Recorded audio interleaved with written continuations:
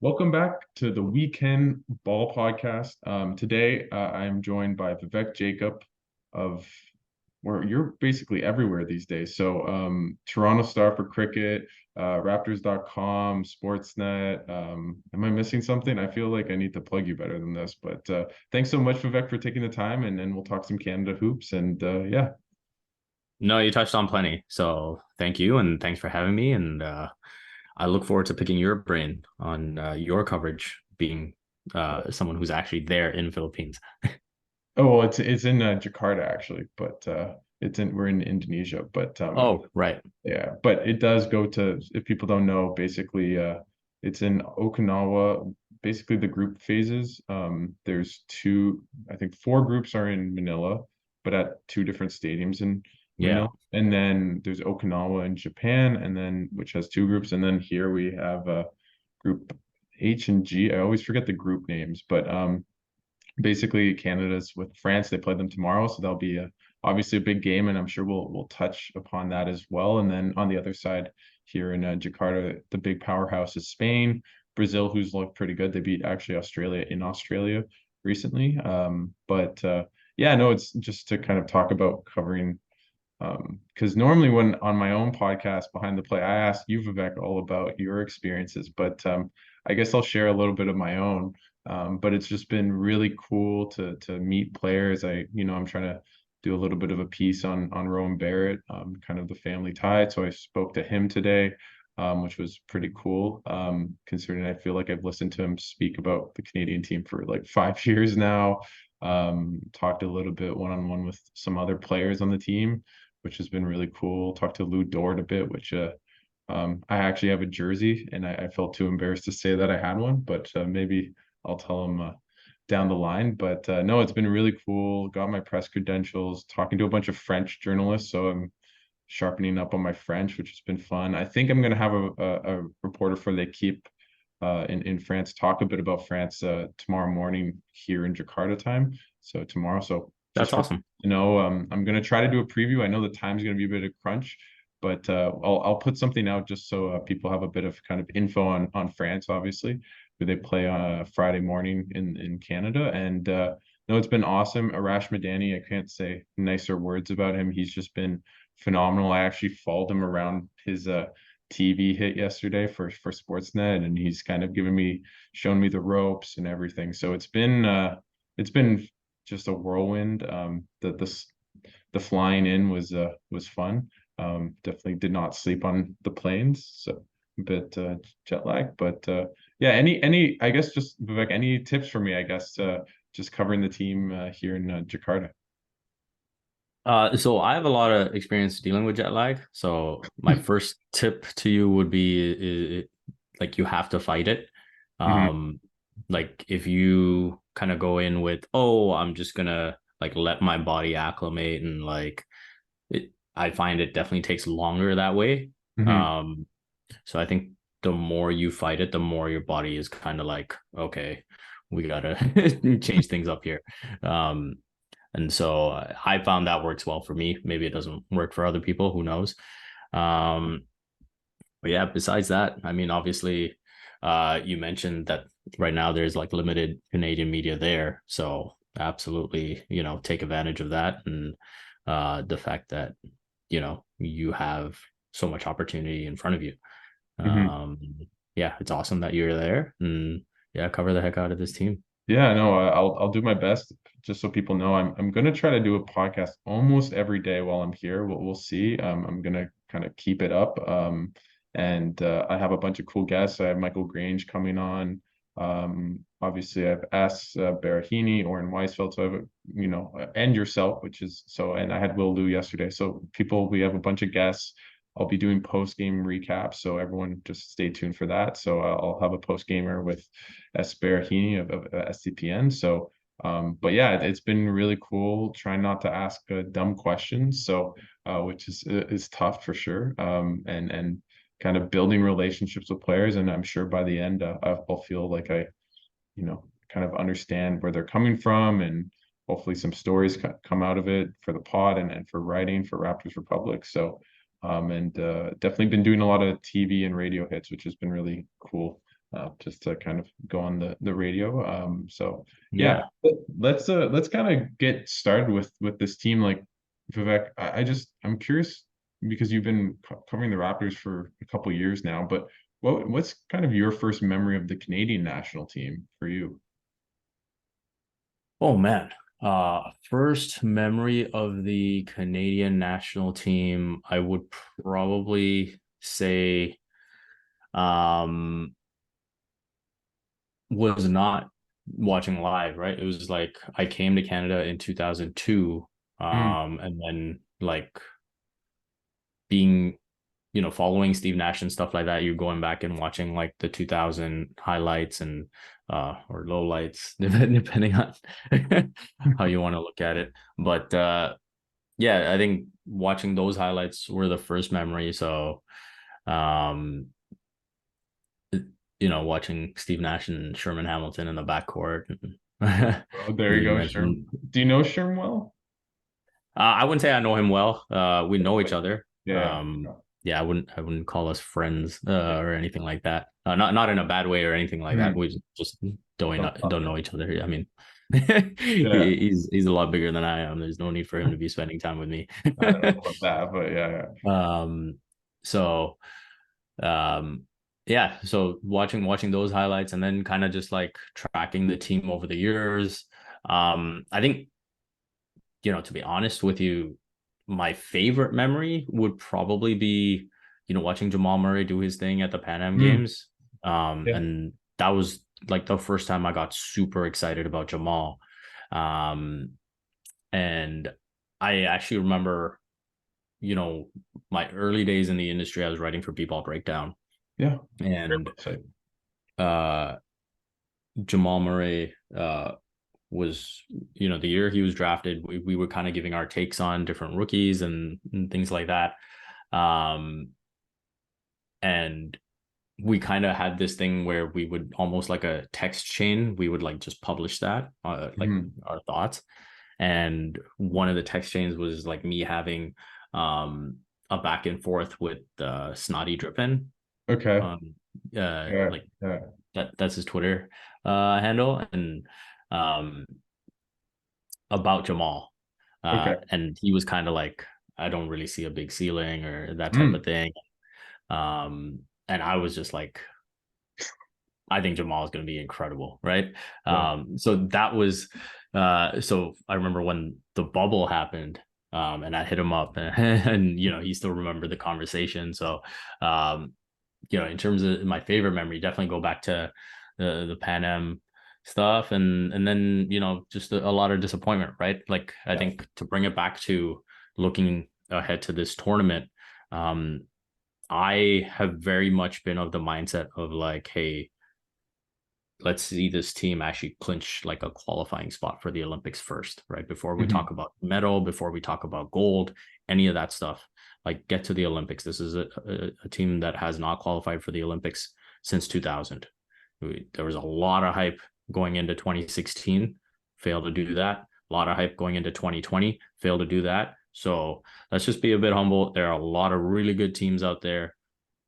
Let's qualify first. And then Yeah. we No, can talk no. about a I mean, medal or whatever. no, I mean, I think what's funny, I did ask Jamal Murray about the Pan Am, or it was the Pan Am Games, right?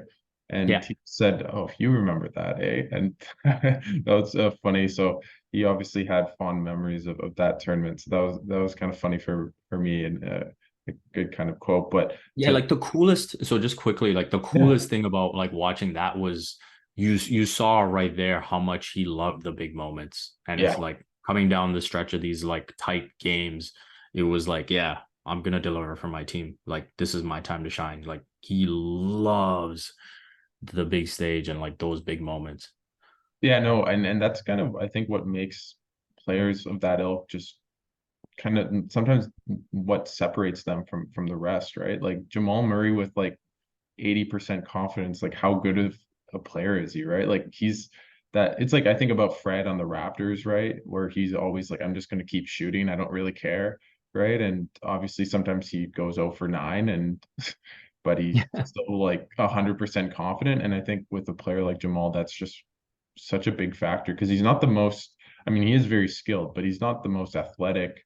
Obviously, he's a great shooter, but a lot of it is just through kind of being so confident in himself in the big moments and everything. And to bring this to like a guy on the team right now, I think that's a guy like Shea, right? Like how many game winners did he have last year for OKC? He must have had, I can think of the Wizards one and a couple others. He probably had two or three, was really clutch down the stretch. And hopefully that happens for this team kind of in those close games. But for you, Vivek, like you mentioned the Olympics, like how confident are you, or how, like, where do you think that maybe the percentages are at for Canada to qualify for the Olympics coming out of this tournament? Yeah, I mean, I don't know if I can give you a percentage, but like when you look at the path, like it's a serious challenge, right? Like when you think about two of Spain, France, Canada, Brazil will miss the quarterfinals, Mm-hmm. right? Like, so you've got to be on it right from tip off against France on Friday. Like that game is critical because we know that initial group phase, those games carry over into the next group stage. And so if you can get a win against France off the top, and ideally finish that initial group stage undefeated, then that puts you in a really good place to make the quarterfinals, right? I think that is so pivotal. Latvia is not going to be easy. They're going to be a competitive team. Obviously, some of the sting is taken out with the absence of Kristaps Yeah. Porzingis. But I still think that they're a tough team, and they shoot the ball really, really well. Like in my preview, I was talking about how through the European qualifiers, they finished second in 3-point makes and second in 3-point percentage. So, Mhm. if Canada has like a rough shooting night, like you could be in trouble, right? Or that could be a very difficult game. So, in order, like again, that first game will like set the tone, I think, for the entire campaign. And if they win that first game, then yeah, I like their chances of making it to the quarters. If they don't, then it gets very difficult. No, you took the words out of my mouth. I think that if they beat France, I don't want to be too presumptive, but I think they probably make the Olympics. Like I find that game is so pivotal because of just the way the format of the tournament is, because it basically means you just need to split Spain and Brazil. They probably should beat Brazil. They're a good team, but they should. And Spain, they Yeah. could definitely beat as well. They beat them in like the friendlies in Spain, which is no easy feat. So, but if they lose, then you have to win those two games probably against Brazil and Spain, and that's tough. And then a Latvian team that I think Canada should win comfortably, but they're a good enough shooting team, as you mentioned. They're 11-1 in the qualifiers. That if they just get hot for one game, it's one game. It's not a 7-game series. I think if it's a 7-game series, Canada probably wins four, like sweeps, or wins in five, right? But one game, like Yeah. Czechia in 2021 and Venezuela in 2015, anything can happen. So I think you put it very aptly in terms of just it will be that game tomorrow it's hard to put too much on one game, especially the first game of the tournament, but in a lot of ways it is. And talking to the guys here, like um, there seems to be a lot of pressure on them. They don't seem the most relaxed. They're very focused. A lot of guys talked about how just it's a work trip, right? Like we're trying to get the job done, and I think to make the Olympics, no one's really talked about getting medals at this tournament or anything along those lines. It's all been really about the Olympics as the focus. Kelly said that as well today at his presser. So Jordy as well. He didn't mention getting a medal or anything. So I think that's really the focus for this team. And if you look on the other side of the draw, I don't I think. love hearing that, by the way. I love hearing that, they're so focused and like really staying humble about this. Yeah, I know. Like I feel like they're like Arash was talking to me kind of personally and just talked about they seem a bit tense, right?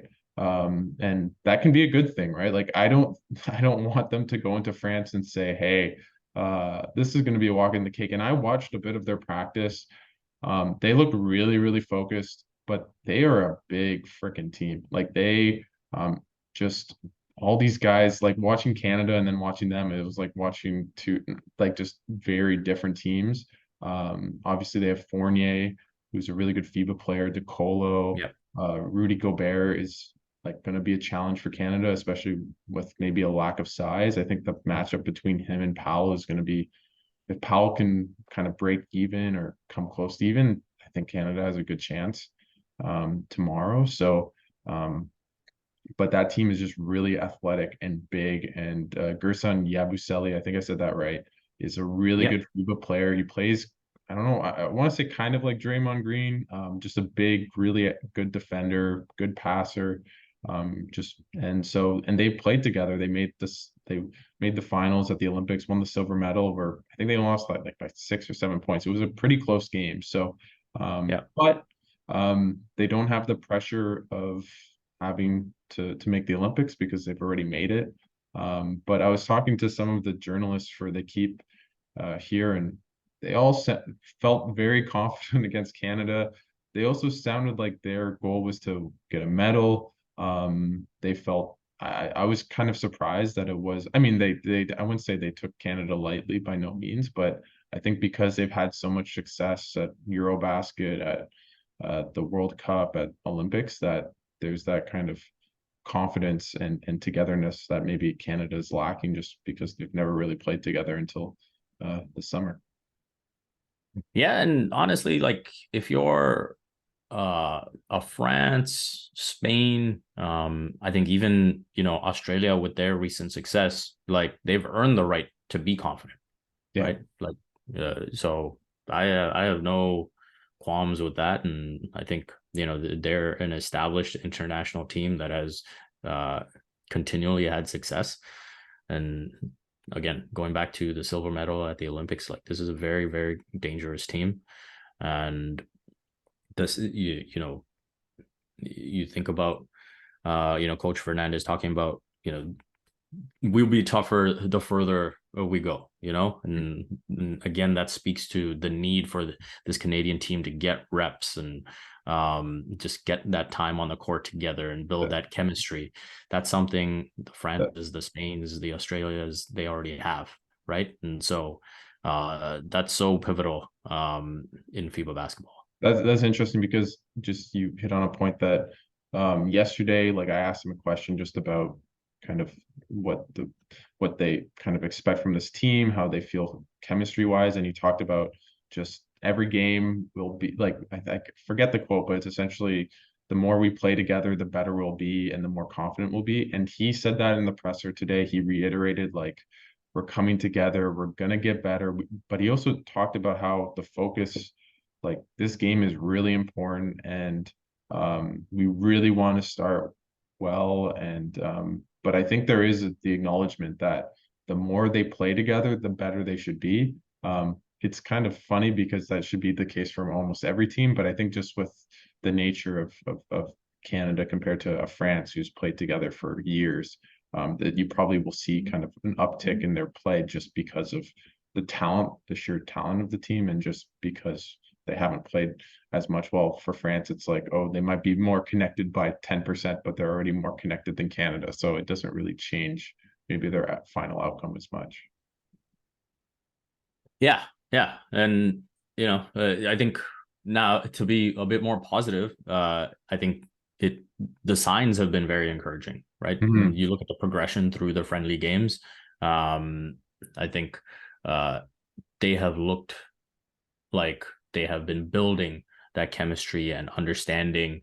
I think if you were to look at the first game against Germany where they lost, I think they struggled to come to terms with the physicality there, right? And even the second game, the first half was sluggish, right? And then the second half, they really turned it up. And so I think learning those things, I think also playing, in hostile atmospheres, that is something that would have benefited them as well. And so I think going through those growing pains in those friendly games will serve them well. And I like the progression that has steadily been made. I think Shea, for example, started out probably a little bit cold, and I think he's slowly figured out the FIBA game and figuring out where to pick his spots. And I think he's looking increasingly comfortable. Obviously, RJ Barrett has just like caught fire and like been awesome. And so I Paint's think wide that's open. coming along. What's that? You said the paint's wide open. I asked what's the difference. I was like that, and I don't know if that's going to be the case against France, but he does. There's the theory going around with him is just that in FIBA there's less athleticism at the wings, right? And that maybe that's the case that he can kind of get to the rim easier than in maybe an NBA setting. But Right. there is no defensive 3 seconds, so the paint shouldn't be wide open compared to NBA. But that's how he feels. So. Yeah, yeah. And then I think even watching the chemistry between Kelly Olynyk and Dwight Powell, that's been amazing, right? And like Mhm. those two uh are playing great basketball together. And I think Kelly is like so important to this team. His game is tailor-made for FIBA. Awesome job breaking the scoop on him being Yeah. team captain. Yeah. And I think he deserves it. And yeah, so I think there's been important strides throughout the friendlies. Ideally, in keeping with the theme of Hmm. continuing to build up, ideally, France would have been at the end of the schedule, and Yeah. and you could have, played Lebanon and Latvia first. But hey, that's the way it goes. And again, at the same time, if you come out and you throw that first punch and you can get Hmm. that first W against France, I think the confidence will just go through the roof. No, I think just piggybacking off what you said, the first basically half against Germany, they were just they definitely got they just played a level of competition they haven't played. The team had never played together, right? Germany made the Olympics, went deep in Eurobasket, right?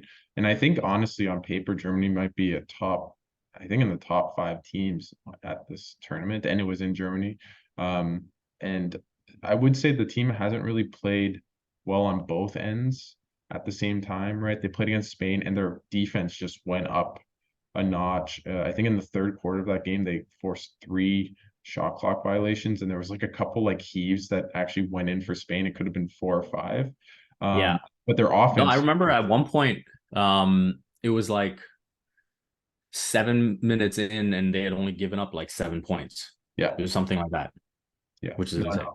no, and but their offense kind of grinded to a halt at that same Yeah, time. It wasn't, you know, exactly. a 12-0 run, or they haven't really had a lot of runs in the tournament, and I think that's a lot of continuity because they've for example, the second Germany game, they could not stop Germany, but Yeah. shot the lights out. Obviously, RJ was 13 to 14. I don't know if that's going to happen all the time, but um, they haven't really brought it all together at once, but definitely more continuity. I think the bigs, I think if Dwight Powell and Kelly Olynyk can kind of survive at the 4 and 5, and maybe Kelly at the 5 as well, it'll be interesting to see what Jordy kind of, he's been coy about talking about any specifics, which is understandable. But I think that'll be a really interesting matchup decision for him, for example, against Gobert in France. Is do you just say, hey, we're just going to try to get Gobert out of the paint for RJ and Shea, and we're just going to play Kelly at the 5, and no, we're going to get, out muscled on the glass, but he's still a legit 7-footer, decent rebounder. So I think this team is, you'd maybe want a bit more size at the front court and center position, but it will be really interesting to see how they match up against France because they're kind of both very different teams. France very big, strong, and kind of they don't really have a playmaker per se. Not that Canada does does as well, but Shea obviously France doesn't have anyone like Shea or even like RJ as well. So the wing depth is just really deep for Canada. Yeah, I think, your point about the Gobert matchup is really interesting. And I do think that we will see some minutes of Olenek at the 5. And, I think back to when teams have had success going up against Gobert, it's those teams that are able to drag him out of the paint and Mm, put him in those pick and roll situations. Like, I mean, I even think back to, uh, that championship Raptors team Mhm. when Marc Gasol was at the 5 and like a willing shooter from 3, it just completely picked everything apart, right? Because now Gobert has to respect him. He's out there on the perimeter, and then Gasol is so smart, like he can pick any pass. And that just gave them a world of difficulty, right? And I think if you put Kelly at the 5 for stretches, right, and he can drag Gobert out, uh, and let's not forget he's a pretty good passer himself, I right? was gonna say, yeah. Grew up as a point guard, right, and that's why he has those playmaking, ball handling skills, and so no one's expecting him to be Marc Gasol. Obviously, Marc Gasol, No, very different player, but yeah. yeah, but no, I think that's probably something that you need to look at. I think absolutely, I expect Dwight Powell to start the game and Mhm. have significant stretches, but those moments where you can pick, Kelly to maybe drag him out a bit, will be important. Yeah, no, and I think it was in the Spain game, or no, I think it was the Germany game, the second one, and they were basically going offense defense, right? They bring Dort in for Powell, Yeah, and on kind of offense, and then on defense would bring Powell in just for the size, not because Dort's a bad defender by no means. So I think that will be really interesting to see, and I'm curious to know what you think, but the way Jordy goes into this game because if I were him, I'd be Shea RJ. You're playing 35 minutes, close to that, and because they do play Lebanon in the second game, and no offense to Lebanon, but I don't think Canada really needs to play its starters more than 20 minutes in that game. It's probably going to be a blowout. No, again, no yeah, offense to yeah. Mark Spellman, um, but so I think that's what I'd do if I were him. And the thing is, in the pre-tournament games, or I keep saying that in friendlies, he's done 5-man bench units primarily out of the second quarter. So is that something he keeps, he stays with against France? I personally wouldn't, but that's I think a decision he'll make, and I think we'll kind of see because I do worry about Canada's basically lack of maybe another secondary point guard. I think Nikhil's a good playmaker, but probably not the same level as a Shea. So I think that'll be interesting. And then just how many minutes does a guy like Kyle Alexander, Zach Edey? Actually, when I was there just before the players came to us, like Jordy was with Zach Edey and kind of talking and going over some film. It looked like on an iPad, and I wonder if that's against France that, hey, we're going to give you 5 minutes against Gobert, just hold the fort. I don't know what you think, but I think Edie against Gobert is actually a decent matchup because Gobert doesn't really have a lot of offense to his game. Obviously, so I think just you don't really need someone that needs to be jumping out to the perimeter. In Edie's case, he can kind of stick in the paint, which is basically what Rudy does on defense as well. For France, obviously, he's more mobile. So I'm kind of curious to see if Edie gets any minutes because I almost like his matchup against Rudy maybe a bit more than Kyle Alexander.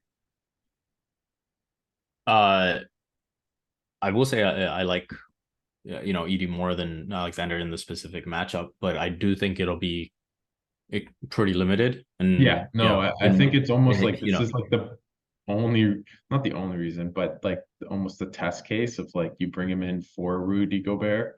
I don't, yeah, I like, let's say they're playing, I don't know, Australia or like, why is Edie on the court, right? Just yeah, seem like and that, but I would imagine some of that conversation that Jordy had with him would have been, hey, look, Gobert, isn't great at the free throw line. Um, you've got 5 fouls. Like, yeah.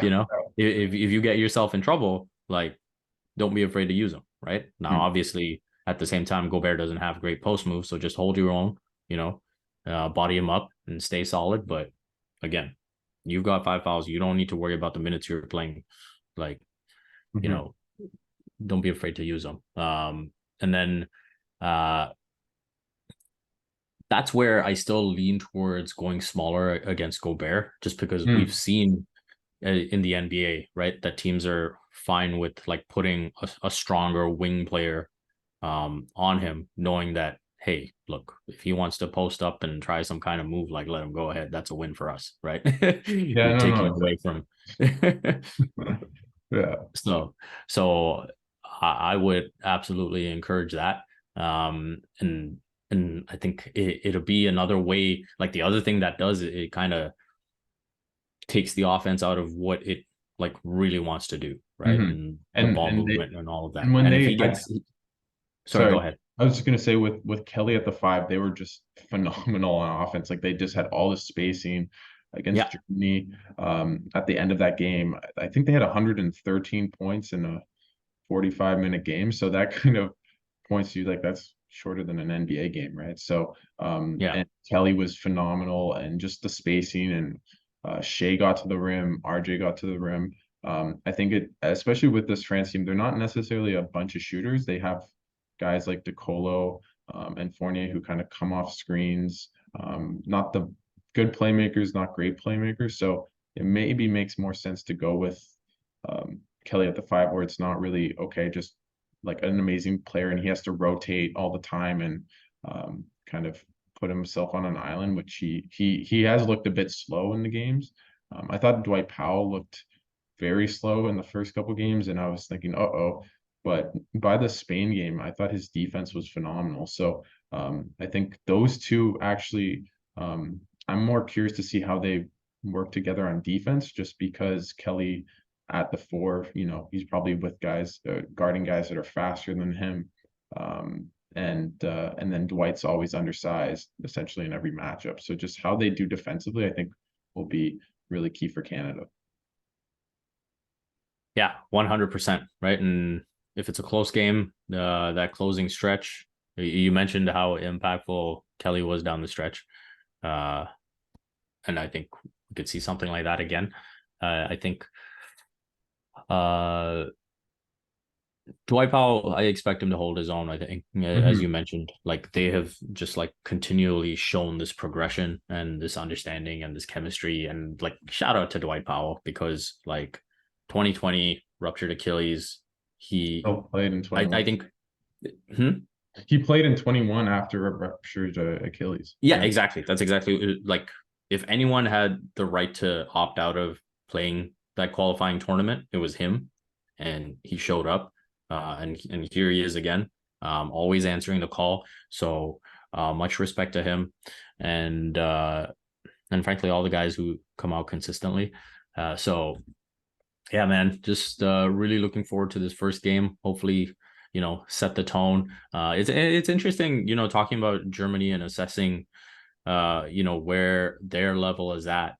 Like, how many teams would you put ahead of them right now? Ahead of Germany. Yeah, Obviously the US. yeah, I think other than the US, I thought I was really high on Australia. They actually have more NBAers than Canada. Maybe not to yeah. the same quality of NBA players, because essentially all the Canadian NBA players can maybe quibble with Nikhil, but are like NBA rotation players. With Yeah, like the best one Australia's got is obviously Josh Giddey, right? Yeah, and I'd probably argue that for sure Shea is better, and I'd probably say RJ, especially in FIBA. And I just think the depth on the team's better. Patty Mills is old. But to answer to your question, I'm going on an Aussie sidetrack, which I do like because I find them a really fascinating team. Um, Yeah. but I'd say I, I I don't even know. I think like for me, a part of me thinks they're maybe the second best team in this tournament. Just Oh because wow. how good Schroeder is, how good Wagner is. Like those guys, you put them against anyone other than the States, and they have all these shooters. They have size. They're kind of built for FIBA. And I think Mm, that's why when you saw them play against the US, like they were Germany was up basically the whole game until Ant took over in a really fun right. way.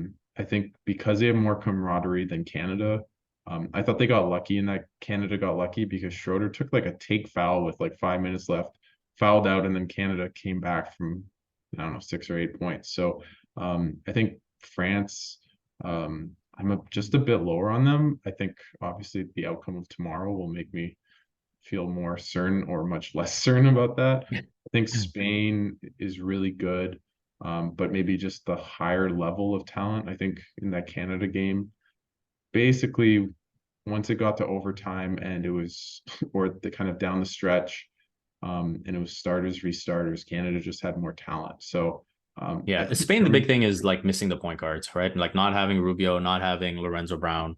yeah, I think if those guys are there, then you feel much. They're probably two. I think just because of their smarts, their defense, their shooting. I think I Um, would still have them one. really, Like, yeah, like you know what, the US always like in 2019 that team felt very doomed to fail. They didn't really have a point guard. They had a bunch of shooting guards. They didn't really have any playmakers, right? And with yeah, this USA team, like everyone could kind of play make other than maybe Ant, who's still just that player you want at the end of the game, like Tyrese Halliburton, Austin right, Reeves. Like those guys seem like seem like FIBA type players. They have Jaren Jackson, who's like that big that you want in FIBA, Walker Kessler as well. yeah, They yeah, have shooters. Jalen Brunson's at like if you told me he played for Puerto Rico and he was Carlos Arroyo, just like his type of game is kind of like for FIBA. It's not athleticism, it's more kind of just being so smart and just breaking down defenses that way. So to kind of answer your question, I think they're probably I think second, maybe. Maybe I'm too high on them, but that's Dennis Schroeder for FIBA is just like a different beast. And I think Franz Wagner is a really, really good player, really good FIBA player, tall, can defend, can shoot threes, kind of everything you want. So I think Canada on paper could maybe get there. And I think the Australians, I think Jock Landale's been a big miss for them, just that kind of interior player. They have a lot of right. guys that like Tybal, Green, not really playmakers. Some can kind of shoot. I think Ingles and Mills are kind of probably at the end of their twilight, and 2021 was their last hurrah. And neither of them Yeah, particularly well in the tournament games. So yeah. Chris they feel Golding's like still two solid though. generations almost. Yeah. Yeah, yeah. No, so that's interesting. We're like slightly different on Germany, which is good. Mhm. So you're a bit Because less high on them. so I think I'm higher on. I think right now I would say I would put Spain ahead of them. I Mhm. would put France ahead of them, and I would also put Australia ahead of them. Okay, So we've got them that's closer fair. to Mhm. uh 5, 6, 7 in the mix with Canada. I'm curious to see uh Serbia without Jokic. I still think they're really good, Mhm. but uh Is you know Bogdanovich playing for them? I haven't checked yeah, out. Okay, no. yeah. Okay. So that's So obviously he's a great FIBA player. Was kind of killed the US in 2019. Like Jokic was good in 19, but I wouldn't have said. I mean, I think they beat them in like the classification game, but they beat the US. Um, yeah, um, so yeah. And again, coming back to one game, anything can happen if you come up against Slovenia, and Luca, yeah. I mean, they're missing. I can't say Vlatko Chanchar. Is it Canchar or yeah. Chanchar? I think it's Chanchar. Who obviously like was I think their only other NBA player, and I mean terrible injury. I think it was his ACL. Well, I think Goran Dragic is missing as Yeah, well. that's true. Yeah, he Yeah. since he left the Raptors, I feel like he hasn't been in the NBA. Just for the Raptors fans out there, but yeah, no, His brother Zoran is around though. he's a good FIBA player, but yeah, Yeah. from the sounds of it, it doesn't seem like their roster itself is as strong as maybe in 21. And Yeah. has been coming off an injury, and but yeah, like Luke, I don't want to play Luca in FIBA basketball. I don't know if people. I think Will Lou talked about it yesterday, but the pass where he did behind his back, but like it wasn't just To the weak side corner. yeah Yeah. to the weak That was side corner. nuts. And I was like, how the heck Yeah. you need to be so strong because And to pass a basketball like that behind your back, you need to have like the biggest triceps or something. I don't know how you. and not just the triceps, the wrists too, right? Yeah. Like I think that's where, like, you look at some of the shots he takes too. It's like, man, that flick of the wrist, like he's Mhm. and like the passes too, like his wrists are super strong and like super flexible as well, right? And he's Like looked he seems to be better. able to move them. And he looks like he's been in better shape than in past years, right? Maybe that affects him, maybe just bodying guys, but I think overall it's not like he's Kevin Durant skinny or something like that. Like he's still a bigger guy and strong. So I Yeah. think Luka in shape is definitely something you have to be very wary of. But I just think overall, maybe talent. Um, I think in a 7 game series, I actually would like them less because teams could kind of coordinate around Luka, but in 1 game you haven't played him. You're not used to the heliocentrism of the team, and just guarding him. But yeah, I guess. So, what would your power ranking be? I guess going into the tournament, because now I'm kind of curious to know. uh so I would Like put top five, USA just one. top five, I guess. Yeah. Yeah. Yeah. So I'll put USA one. Um I'll put Spain two. Um you Australia three, France four. Um and I'll put let's go Canada five. Okay. Okay. I like it. I'll give mine. I think I'll go just I think just maybe those 2 Germany games scarred me and just scared me. And then they played really well against the States, to be fair.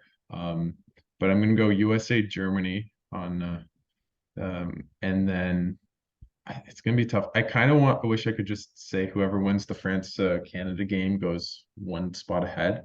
I'll go Yeah, I Spain. mean I'd love to do that too. I'll That go 4 or 5 Spain. spot I'll for go me. Spain 3. Um, I'll go. I guess Australia did beat France, but I'm going to go France, and then I'm going to go Canada. I think Australia just they lost to Brazil.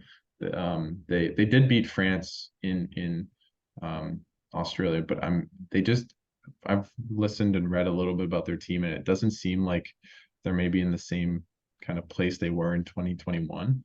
And they're a pretty young team. They do have FIBA experience, but I think just the higher quality talent, maybe just a bit lacking compared to Canada, and that's going to be my outlier. So there you go. Just to go to France, like, just what players do you think for Canada really have to step up against France for them to be successful and win the game? Like, what kind of X factors do you think will have to Who are kind the of, X factors for Canada yeah. against France? I think Olenek absolutely has to be at the top of the list. You think we discussed, potentially him matching up for some minutes at the five with Gobert, and like the spacing that he can provide. Like, if he's hot from three, I think it can change the dynamic pretty quickly. And so I put him at the top of the list. I don't think we can use RJ as an X factor. He's too important. Mhm. That's uh, so so I will go with um as much as I want to say Nikhil Alexander hmm, Walker, I will say against Dort. yeah. I think he has struggled with the three ball. Um, but again, going back to the point about, Canada going small in different stretches, like he's someone you could definitely, depending on who's on the court, just be like, okay, you know, Hmm. we'll stick you on Gobert because we know you have the strength, right? Hmm. And so if they want to throw it in, let them go ahead, and then you can kind of roam off of that as well, right? So, um, if he can just knock down a couple of three balls, I think it changes I, everything I in terms of his value. I do think his offense has been limited or affected just by the fact that he was in those 5 man bench units where he was really asked to do a lot of creation That's very fair. uh, if it wasn't Nikhil or Trey Bell Haynes. And I just think you put him in a situation where he has RJ, Nikhil, like some spacing, and it's more kind of cutting, which he's pretty good, or just kind of taking a guy off the dribble and just using his body. And he's such a strong guy, kind of and he's been okay at with the kind of driving to the rim and finishing. So I think if Jordy goes to basically an NBA kind of rotation with a big, and maybe sprinkle in a minute or two of Trey Bell Haynes or Melvin Ejim, I think he'll do much more because he was asked to play make, and that's just not that's Lou Dort on the 2021 Thunder, and I don't really want that all the time. So I'm curious to see. Maybe he still can't shoot at kind of the volume and the percentage that Canada wants, but I think in a setting where there's more playmakers, he should be better than maybe what he showed in the friendlies. Yeah, I'm with you, man. Just hope it all works out against France. We've I had enough do think disappointment. I do think Nikhil probably for me, just with the guys that aren't Shea or RJ, I think Kelly, it's almost you have to count him as a part of that, kind of the reliable player that you just expect, maybe 11, 4, and 4 or something like that, or give or take on the Mm, point assists. But he's been pretty consistent in terms of his output throughout yeah. the friendlies. I think Nikhil, especially in those bench units where he's gonna be the playmaker, if he can make a couple tough shots, get a couple guys wide open threes, which he's done pretty effectively. If they can kind of survive those bench units, I think the starters have got better and better with each game. And I know I've been talking to the French media, and they say the starters are the guy said maybe the best in the tournament, which I found interesting. I maybe disagree with that, but I'm not as familiar with the French team as well. But so it sounds like though the French aren't maybe as deep as Alex is about to hit them with the shack. I wasn't familiar with your game after yeah, no, no. after Friday Oh morning. yeah, no, I've been trying to research a bit about the French. But like they're missing Ntilikina and what's his name? Timothy you know, the guy who played for the Nets for a couple of years. Cabarro. Like Cabarro. Like they're not on the team, so they're missing a bit more NBA guys that were there in 2021. But so maybe the bench doesn't matter as much as more, but I think overall, maybe not just specific to tomorrow. Just how that bench unit does. If they can hold their own, I feel really confident that, as Jordy says, every game will get better. And I think the more the starters play, I think Shea will get more kind of acclimated. I think he's missed a lot of good looks. And I think that those will probably drop once he's kind of in better shape. He talked to me, I asked him kind of how he was kind of adjusting to the FIBA game. And he said, you know, it's taken me a bit, but I feel pretty good. I'm in good shape. I feel ready. So it's still basketball, he said. So I think he's kind of ready to take his game up. And I wanted to know what you thought of just maybe Canada's biggest areas of strength is. And I think for me, in a weird way, if we go just to the end of games, I think having a guy like Shea, like those two games against Germany and Spain that were close at the end, Canada prevailed. And I think a lot of that was because of him and RJ just being just the best players on the court and commanding that at the end of the game. So if Canada can keep it close at the end, I feel really confident compared to basically every other team in the tournament, other than maybe the US and I guess I'll say Germany just because I'm on their bandwagon, I guess now. Yeah. Yeah, no, I think with Shea, it's in terms of him understanding the FIBA style, it's also understanding how it's being called, right? And here's a Mm-hmm. guy at the NBA level. He's used to getting to the line like 8, 10 times a game. And, now certain things are not being called the same way, right? So I think there's been a bit of that adjustment too. And I think he's recognizing what works and what doesn't. And so I think and there'll be a slight progression of that going from a friendly game to a World Cup game as well, right? Mm-hmm. So I think when you look at areas of strength, obviously you look at RJ Barrett, Shea Gilgeous-Alexander, that ability to get into the paint and kind of wreak havoc in that way. I think that's a big strength. I think this Powell Olenek chemistry is a big strength. Two bigs that kind of just have this cerebral understanding of each other is a big strength as well. Obviously the ball pressure. I was saying this, when I was chatting with Will. I feel really confident, almost like early in the shot clock when Canada's defending Hmm. and they're applying that ball pressure, trying to create a turnover. And I feel like they can force a turnover. It's almost like when you're playing teams like Germany, that have such a good understanding. Once they're able to get into their half court sets, that's when you start to see things kind of. I wouldn't fall apart is probably too strong a word, but where like that crispness where even one if you're a split second late on a rotation they punish you. That's where we need to see that progression. And I think we saw that especially in the game against Spain. But I think that's maybe an area of concern for me where I'm like, what does that look like now with the stakes being so high in these World Cup games and that Christmas in the defensive rotations and defending in the half court. What's interesting on that is, just to put it to France, is that I think they had 22 turnovers against Australia. They had at least 20 against Australia in a 40-minute game, which is like, how do you do that? And Canada's been pretty good at forcing turnovers. I think Shea had 5 steals. I forget what I want to say it was or maybe it was New Zealand. It might have been New Zealand. He had 5 steals like in like 20 minutes. So just on that point, I think that's something that Canada can maybe take advantage of, as Nick Nurse would always do, the turnover battle.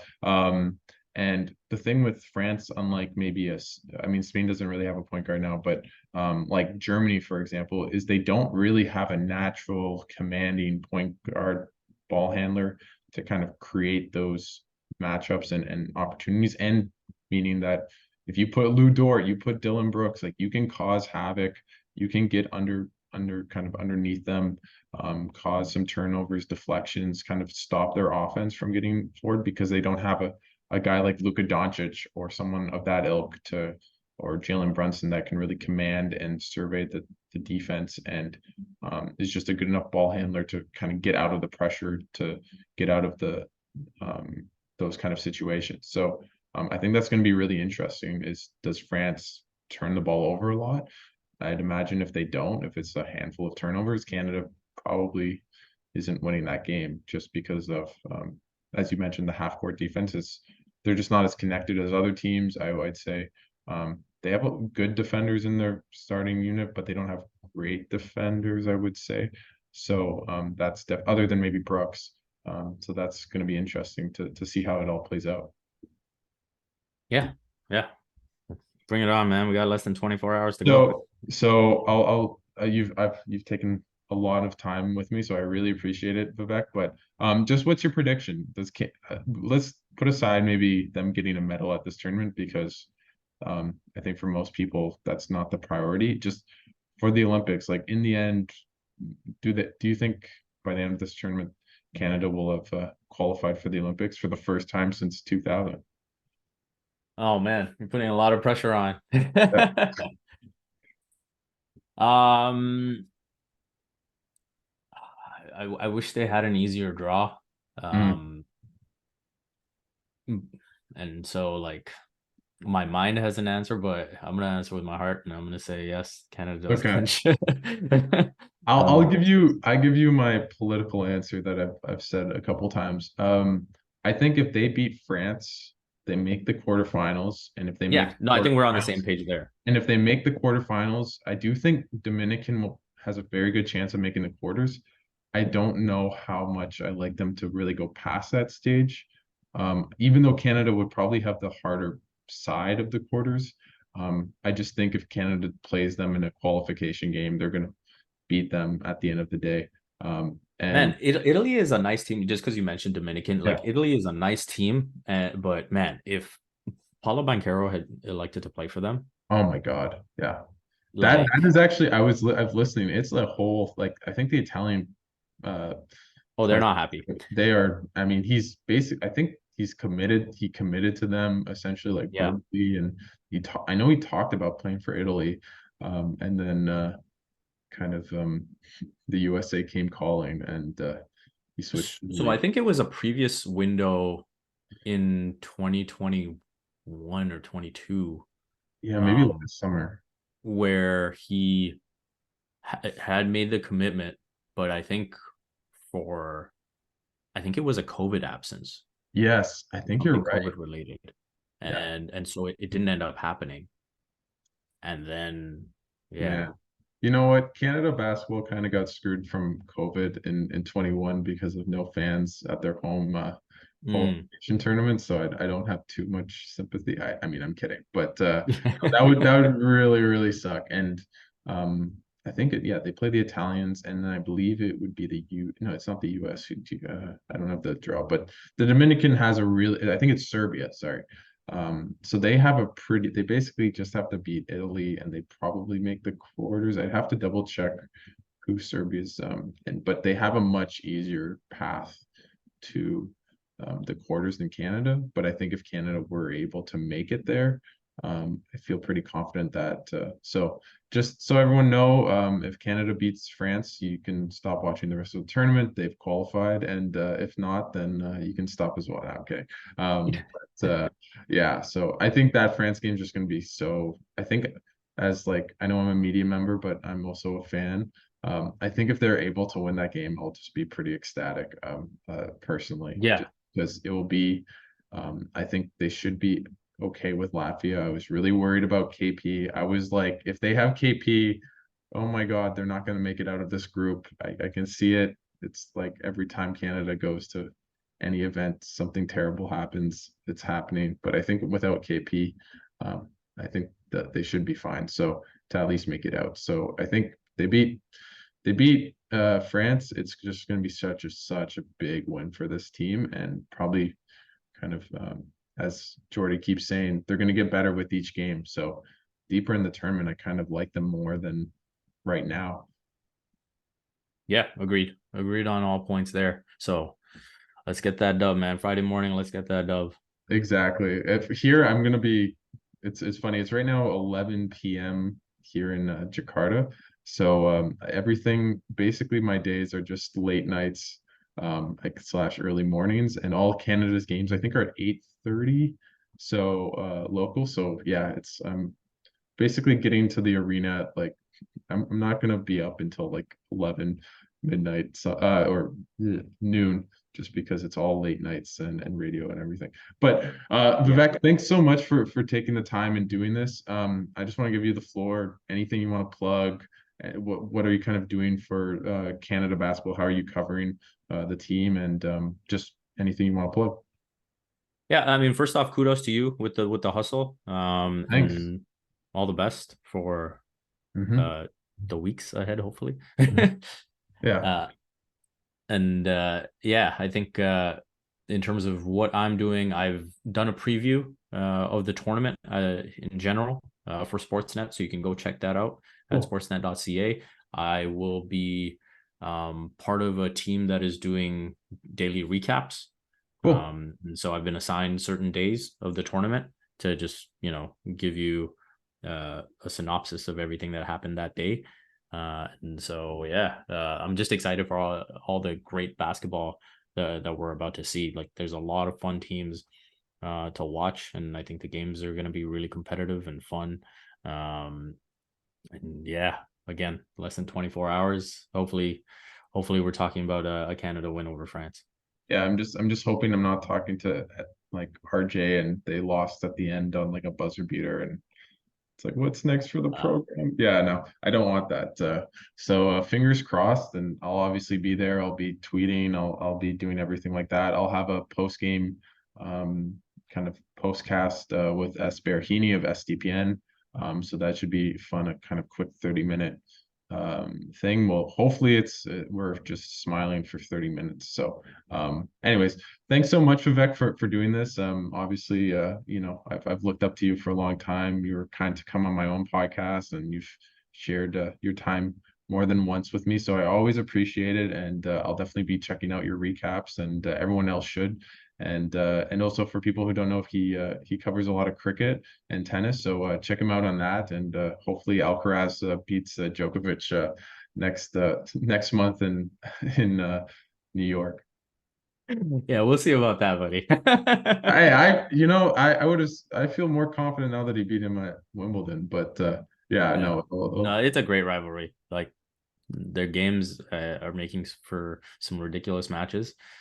And yeah, I'm looking forward to it. It was Cincinnati's like a little bit of revenge, but I'm looking for the big revenge at the US Open. Yeah, it's Federer's still my favorite player. He's still my goat in my heart. But I think we talked about I think it was September last year about Alcaraz getting to 10 majors, and I feel very confident in my over on that.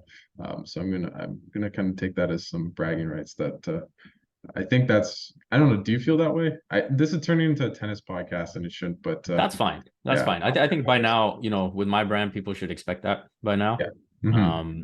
And so yeah, I take the over as well. I think, he's already got two in the bag. You're looking at hopefully a 15-year career to come. And so I think he'll get there. I think definitely Yannick Sinner is going to push him. I Hmm. love Yannick Sinner's game. And we'll see how much longer Novak decides to play.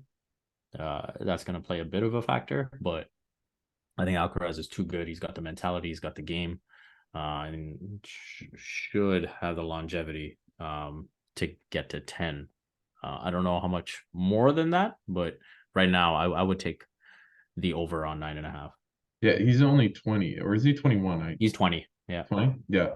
I just think that obviously I was really high on him when he won the US and what he did last year, just winning 1000s and everything. But the way he won that Wimbledon was just so impressive to me. That was unbelievable. It was just, and I mean, I do think Djokovic kind of in the biggest moments was definitely not his best on a lot of It was views. weird to see like Him, this is the most like clutch tennis player I've ever seen.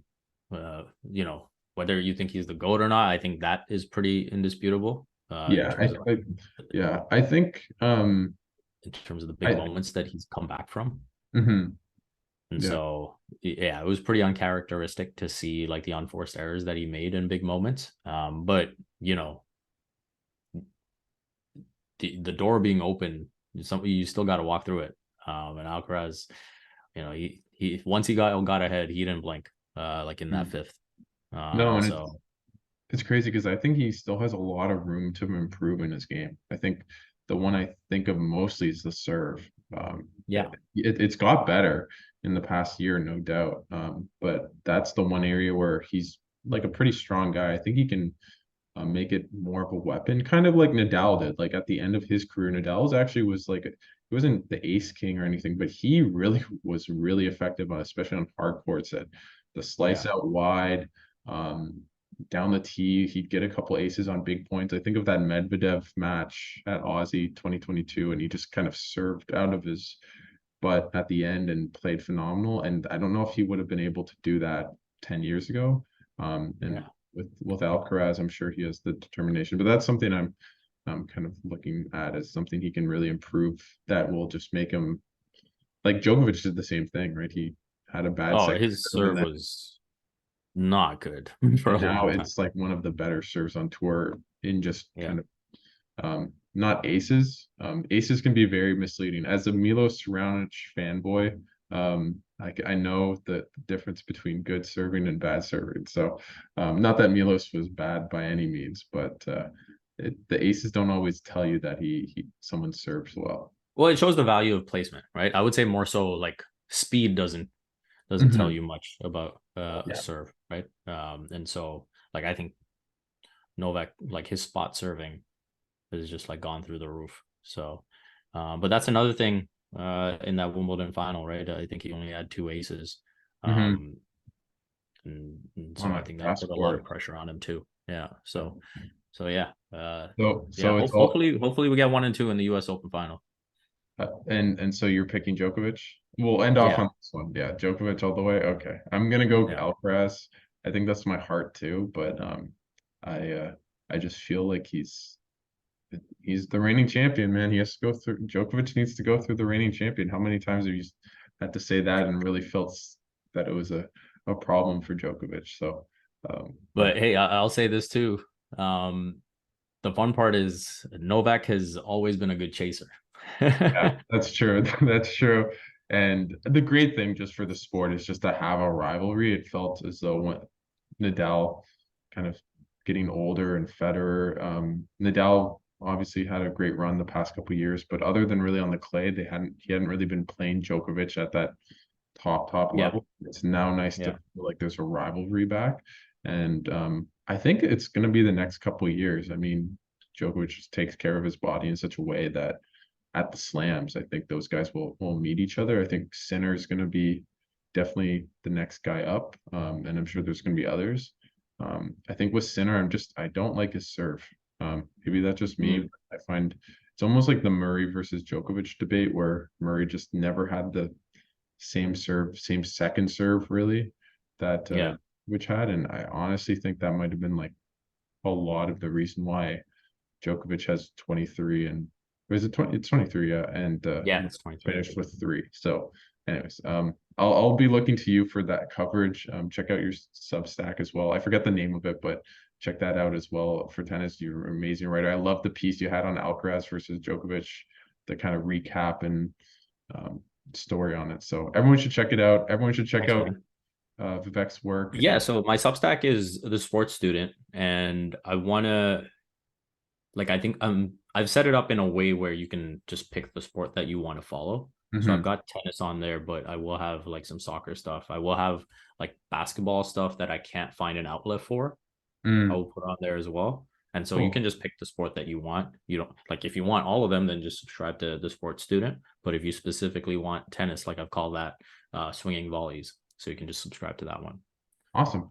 Well, I'll definitely be checking out all your stuff, and thanks again for trying to do this uh out for like the past 15 minutes when I said want to plug your pod, but no, it's more than always a fun time, and we'll definitely do this again on some podcast. And yeah, thanks so much, Vivek, for doing this. And off camera, tell me all your insight and any tips you have for me with everything else.